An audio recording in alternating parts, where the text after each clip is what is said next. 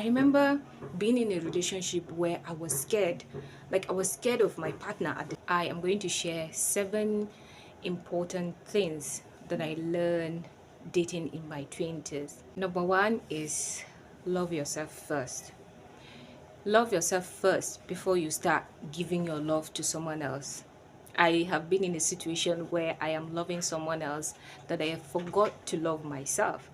So, and if you do not love yourself, and you solely depend on someone's love, you'll be in a situation where you are desperately seeking for validation, always seeking for attention, always seeking for love because you yourself don't have love for yourself. So you need that external love, that external validation. Most of the times, if you do not love yourself, and you're only giving out love to someone, and if you are not lucky and that person is not giving you the love that you deserve, you're going to be in a situation where you are the only one in that relationship.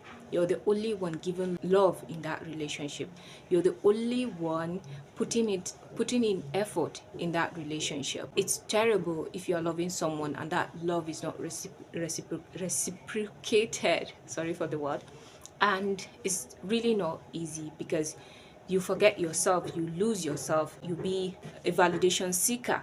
You need that external love for you to validate yourself. In a relationship, encouragement, support should be a normal thing. If you are in a relationship where you are not encouraged, where you're not supported, especially emotionally, you're going to feel low, you're going to feel small, you're going to have issues with your self-worth and your self-esteem.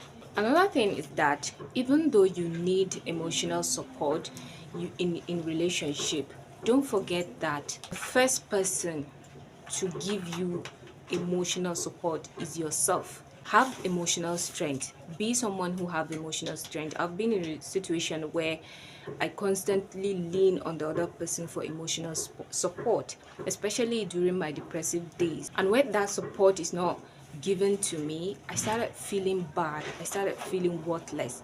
So I learned the hard way that even though emotional support in a relationship is very good, I as a person, as an adult, should also work on having emotional strength. So I started working on myself that yes, I need to have that emotional strength for myself first. And then the extra emotional support I will have from my partner, it will make the relationship beautiful.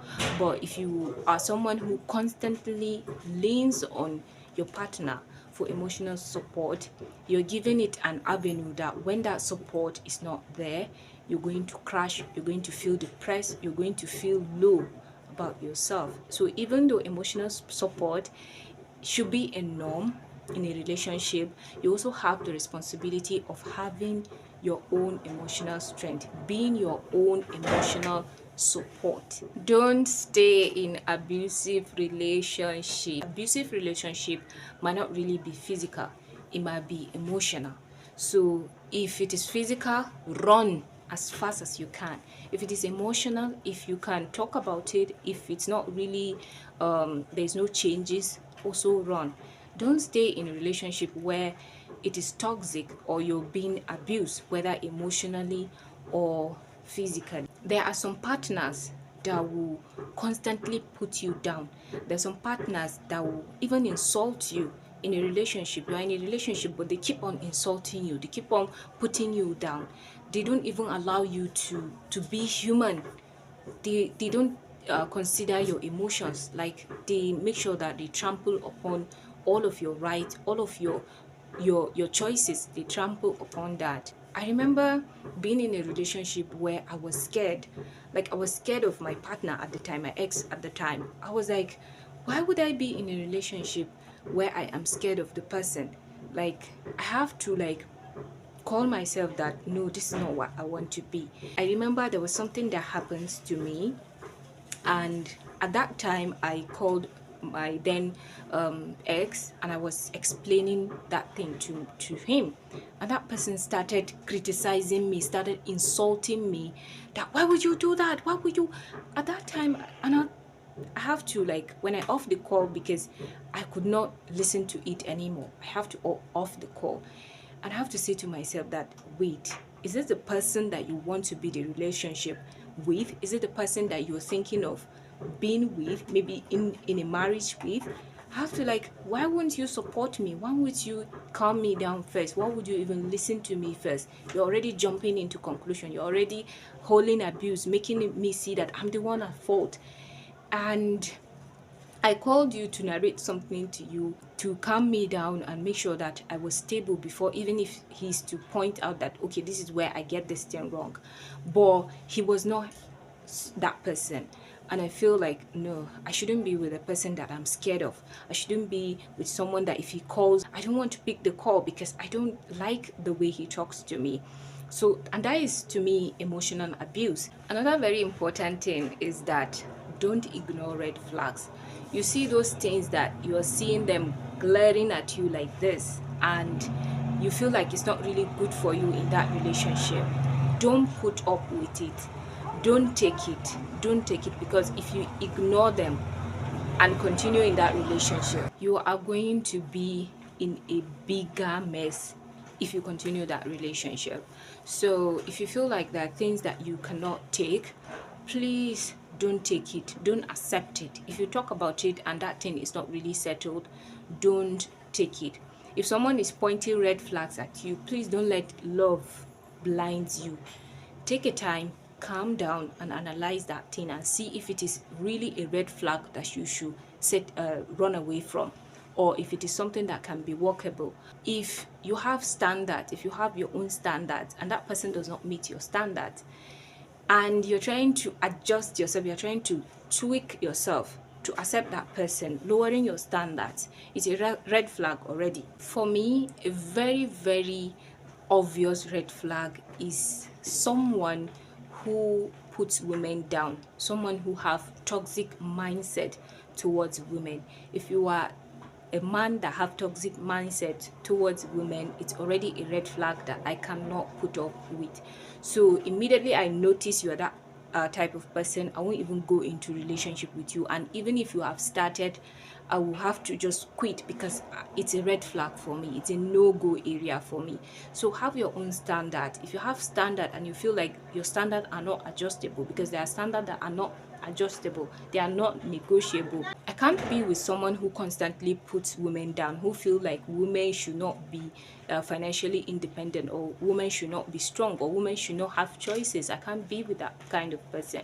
If you ignore red flags and continue, you're going to be in situations, in a bigger situations that are worse than the ones that you started seeing when you are in your early stage of your relationship.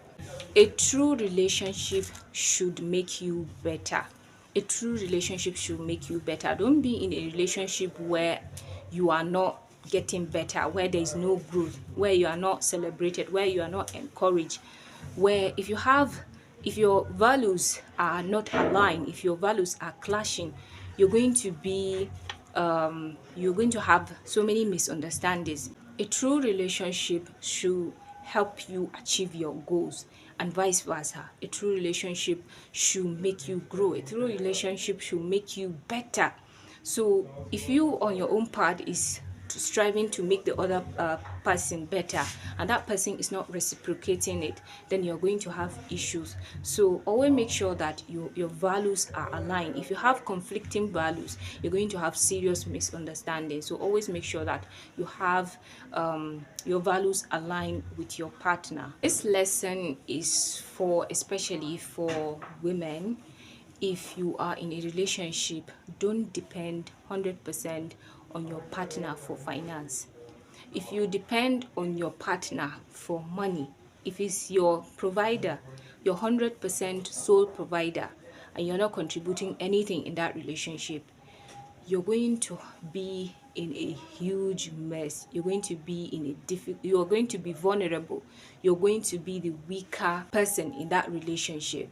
If you are the person that is asking, give me, give me, give me, it's tiring, and it's going to frustrate that relationship. It's going to frustrate your partner. It's going to make you have fight in your relationship, and that partner is going to see you as the weaker version. He's going to take advantage of your vulnerability. In most cases, it's only few men that can actually maintain their dignity if they are the sole providers, but most men will really take advantage of your vulnerability if you are the person who is always asking and asking and asking in relationship. The most important lesson is that physical intimacy should not define your relationship, and if you want to try it, you should not be forced into it, you should not be coerced into it, you should not be influenced into it.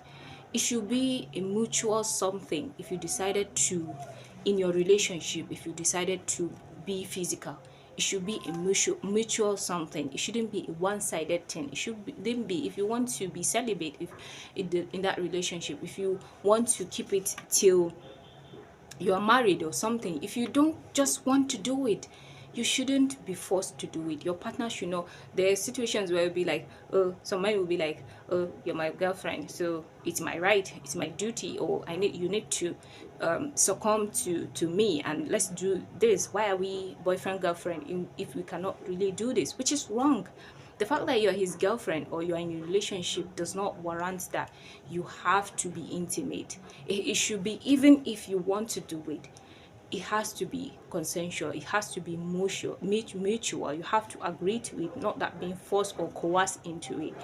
And even if you are married, for it to be very beautiful, it has to be consensual. Talk less of just relationship outside marriage. So don't let your partner coerce you into physical intimacy in a relationship if you really do not want to do that. Another thing is that even if you are to do that, it shouldn't be at the early stage of your relationship, because if you mix intimacy with relationship, you're going to start getting confused as to, is this real? Is it only about that intimacy? Is it really love? Is it something serious? So you have that conflicting thought going in your mind. So it should be, physical intimacy in a relationship should be something that you really tread carefully with. You really take your time to discuss it. You really make sure that it's something that both of you consent to it, and there is no really law that say that if you are a girlfriend you should succumb to doing that. Because some men will try to coerce you that you're my girlfriend, why are you not allowing me to touch you, why are you not allowing me to do this? There's no law that say that a girlfriend you should have intimacy, it should give you the right for physical intimacy. It shouldn't be, because you are adults. So if you're adult and you choose like, yes, we want to do this, that's up to you.